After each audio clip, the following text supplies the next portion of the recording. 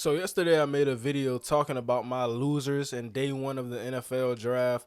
And today I want to kind of shift that because overall, although this was a weird draft, we saw a lot of things which we didn't expect based on the mocks and based on the film evaluations we had on these players. There were some guys who won. Some GMs who hit it out of the park. And I'm going to get straight into it. I'm going to start with number 5. We got the Seattle Seahawks. Devon Witherspoon, they're building something in Seattle. And especially in a division, especially in a conference like that, now you're pairing him. And I think he's the perfect complement for a guy like Tariq Woolen. Can work with Kobe Bryant, can work with Michael Jackson in that secondary. Then we have Jamal Adams coming back. We have to think this may be a very scary defense. We signed Jermont Jones. We got Bobby Wagner coming back. Hopefully, Jordan Brooks can come back. So I feel really good about what we did. This was the curveball, and this is where I said, okay, it's really draft time. Now, I do like what the Houston Texans did. They were very aggressive, and this is showing me it's a new era. We're bringing in DeMeco Ryans. We got Will Anderson Jr. We got C.J. Stroud. We're coming at you with our young guys, and these are our 10-year franchise cornerstones. You don't do it if you don't think that. Now, right after them, number 6, this was another solid pick. We heard Kyler Murray coming out later in the draft as we got closer. I want Paris Johnson. Well, guess what? He got Paris Johnson. They went and got him for him. And this is your left. Now, the Cardinals have an interesting situation as far as depth chart with all of these tackles. But Paris Johnson, he's probably going to be the best one. He has the highest upside of a tackle in this class. And, the size, power, mix all those things in. You see what he did at Ohio State for C.J. Stroud, and he's going to do some of that same thing for Kyler Murray. I really like the pick because you're paying these guys, protect these guys. Now we got the Philadelphia Eagles, and it's kind of odd how I would rank them because they got basically what we could say is a top 2 to 3 player in the draft, but they got him at 9, and we know by now why he was available at 9. But if I'm going to rank the Seattle Seahawks 1, getting Witherspoon, getting Jackson Smith and Jigba, I think the Philadelphia Eagles are a close second. Now, they got Jalen Carter at 9, and as we scroll down to their second pick in the first round, they got Nolan Smith. Now, if you had any questions about character concerns for Jalen Carter, you got Nolan Smith, you got Nakobe Dean, you got Jordan Davis. Those are his boys, them Georgia boys. So I think they can keep him in line. I think they can keep him in check. Okay, what you doing? What are you doing after practice? What's going on today? Are you watching your film? Are you on everything that you're supposed to be? I'm telling you, because knowing Nolan Smith is a leader, Nakobe Dean is a leader, we all saw the viral video. He's calling out guys beside him, Channing Tindall. So now that leadership in that room, and we know what Jalen Hurts brings. I'm telling you, this move a couple years down the line, if Jalen Carter and Nolan Smith reach their potential, this may be one of the most memorable and maybe the best first round in a long, long time. We can't underestimate Jalen Carter. We know what the off the field is, but we have to think about the player. Jalen Carter, without those concerns, he's there. He's at that number 3 pick. It's not a Will Anderson Jr., it's a Jalen Carter. So, it's hard to kind of process that. We have to think about it. We got Fletch. We got Jordan Davis. We still got Brandon Graham. We got Joshua. We got Hassan Reddick. And we got Jalen Carter. And then we still brought back Badbury and Darius Slay. That's a very scary defense in that NFC. They're trying to get back to the Super Bowl and win it this time. Now, as we get further on to some of these picks, I'm going to start with the Pittsburgh Steelers. Very aggressive move, and I don't think they had to be too aggressive because I think they were working with the Patriots on this one. I talked about this yesterday when I talked about my losers, and on the losing side of this trade was the New York Jets because they didn't get Broderick Jones. But the Pittsburgh Steelers swooped in, got him. Savvy veteran move by Bill Belichick and those guys over there because they still got Christian Gonzalez. And no one's came to me. I'm asking the question. Let me know in the comments what happened with Christian Gonzalez. Why weren't teams even the Washington Commanders, even the Detroit Lions, what happened with the Christian Gonzalez thing? Because I think it was kind of close with him and Witherspoon. Now, I said Witherspoon gets that edge because he plays with that it factor for me. If you're going to be a superstar, you have to have something about you. I think Witherspoon has that about him. Now, this was a very good move, though. You're protecting Kenny Pickett. You got Najee Harris, Jalen Warren, got that receiving core. We want to see what George Pickens is like. We want to see a 1,000-yard season from Deontay. We got Allen Robinson. Can he recapture some of that? We still got Calvin Austin. So adding him to a room like this, and then you're in a prime position. Joey Porter's still on that board. The Pittsburgh Steelers pick at 32. That's the first pick we're going to see tonight. I want to know if they get Joey Porter. I think it's booked. I think they already got him in the bag. But going further down the line, Christian Gonzalez to the New England Patriots. This is the team that fielded Jonathan Jones, Jack Jones, Mark. They fielded a lot of guys. And kind of with the size profiles that we had with the New England corners, this is the perfect thing to throw in there. We throw that in that room. Now we know that Bill Belichick, he likes to run man. He likes to run those stunts and blitz. So we add this in there. We're manning you up, and we want you to make plays. We want you to make those tight window throws against man coverage. It won't be there.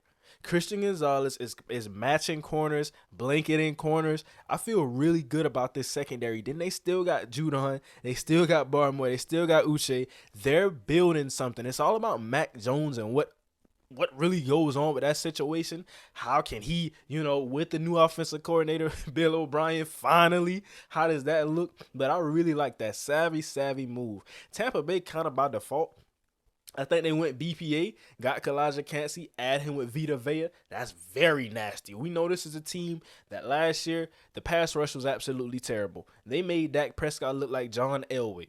They made Dak Prescott look like Dan Marino in that wild card game, and it was just bad to see because he had all day. And then once we saw Dak got pressured a little bit, didn't look the same against San Francisco. So it's kind of that they add that pass rush. Want to see what they do with offense. There's Will Levis is still on the board, and then Hooker is still on the board. So it's some things they can kind of, finagle with in there. But let's get a little further into this. Baltimore Ravens, another one of my winners. Lamar, you may be the happiest man on earth today. You got your money. Okay, let's count it out. You got your money. You got Odell. You got Bateman coming back. You got Rashad Batman. You got him coming back. You still got Duvernay. Then you add in Zay Flowers. And I want to see if they address the running back room because their running back room stays hurt. I like J.K. Dobbins. I like what they have in that room, but they stay hurt. Now you got Todd McConkey coming in there, so that offense is going to look a lot different. And I'm so excited for Lamar. I'm happy, genuinely happy for Lamar Jackson because he has to be feeling good about what he has. This is adding something. And Zay Flowers, you just get the ball in his hands. Now, if we really want to nitpick, I'm not going to sit here and nitpick him, but there's some things we could nitpick with Zay Flowers. But if he's electric, you feed him the football. Now, I want to see where Odell fits into this thing because I think Bateman, he was coming on as kind of that guy for them in a deprived talent receiver room. But now, still got Andrews, still got Likely. These are mismatch nightmares. We saw what Likely did. Nobody wanted to cover Likely. And because you have to shift the coverage to Mark Andrews, you had to leave Likely in, situations where he was in zone against a linebacker, where he was in man-to-man with a guy who typically shouldn't be covering him. Now, okay, let's talk about it. We can run 3x1. We can run the 2 tight end sets. We have Odell, Duvernay, Bateman, throw Zay Flowers, or we could put Odell on that side as the number 1 receiver, and then we got Duvernay, Bateman, and Flowers. It's just so many endless scenarios and possibilities. I really like that move. Now, the New York Giants, the team who blitzes everybody. We all know about it. Deontay Banks, you hit this one out of the park. He was never supposed to be there. He was never ever supposed to make it to 24, but you got him in a man-heavy system. Now, still have some places to address, think center, linebacker, but I feel really good about getting Deontay Banks. I think this was a best-case scenario, and it was really a long shot. There's no way that I was waking up, I'm Wink Martindale, I'm Brian Dable. I didn't think that today we were going to get Deontay Banks. We ended up doing that. Now, we throw him aside. We throw him aside of Dory Jackson. We still have Darnay Holmes. We still got Julian Love. We really have something working. Then we got Bobby Orique coming in. And we have to think Thibodeau is going to get better. Leonard Williams, Dexter Lawrence, a top 2 to 3 interior lineman. I feel really good about what the New York Giants did. Now, another team that I want to talk about, though, The Dallas Cowboys. I don't think a lot of now Michael Mayer was on the board, and people making a comparison with Michael Mayer, Jason Witten. I think that's a very lazy take, a very very lazy take. Now I'm not gonna sit here and say Michael Mayer is a Dalton Kincaid type athlete, but I don't see Jason Witten when I see Michael Mayer. I see a very polished player, especially for the tight end position, and he's not the most athletic guy, but I think he can make you miss, and he can run after the catch a bit. It I just didn't see that, and I think that's why a lot of Dallas fans were drawn to Michael Mayer. Some Dallas fans were drawn to Kincaid, and that's why we could say they're kind of a loser. Now I do like their pick, and I'm gonna talk about them as a winner, but the Buffalo Bills went and snagged that. You thought you were getting Dalton Kincaid. We're not helping Dak Prescott, even though he needs it. Or maybe his help is not with players on the field. Maybe his help may be himself. He has to get it mentally as far as reading defenses, getting on the same page with those receivers in that offense. But Mozzie Smith, we don't have to worry about Jonathan Hankins getting crucial snaps, even though he could still come in and, stuff some gaps, draw a double team here and there. But we got Mozzie Smith now. And I think about his block shedding. I think about lining him up, can play the nose.